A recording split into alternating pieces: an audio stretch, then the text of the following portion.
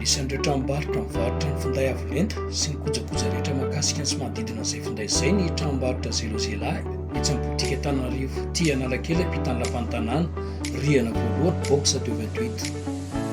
Tafaresaka tamin'ny mpanao gazetiny maraina io Andriamatoa Angelo Andrena Tenaina izay tompony andraikitra eto amin'ity tranombarotra ity.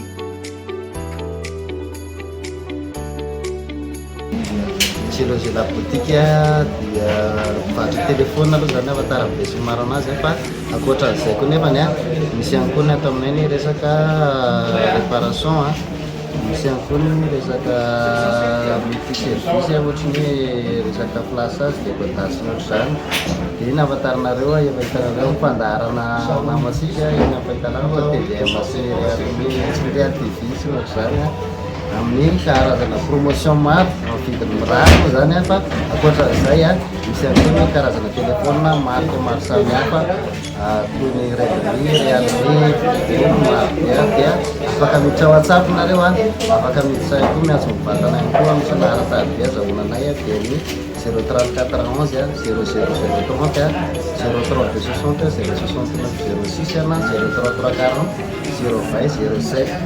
Aiza ny mety ahitanany zelozela?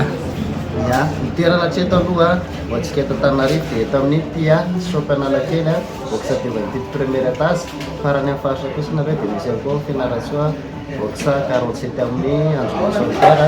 Ankoatran'izay koa mahatamatra koa afaka manatona ho anareo any amin'ny faritra mbola tsisy boutique afaka manavatra nareo satria maimay foana ny livraison gratuit.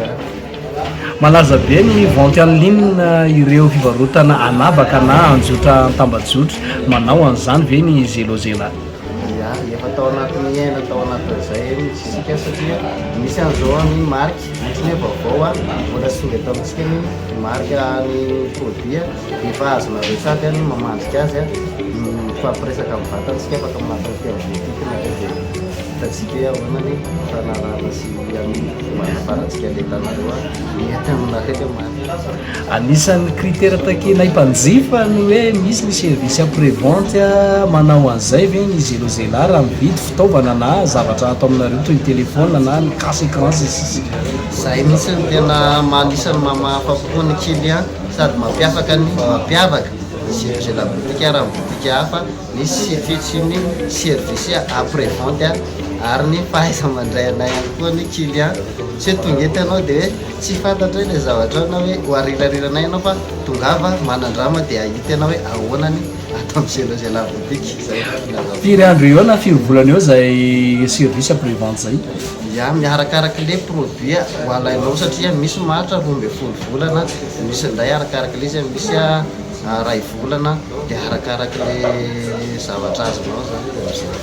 Marihana ve fa telefona original sa misy ihany koa super copie amintsika eto anivany ty trano fivarotana finday avolenta ity?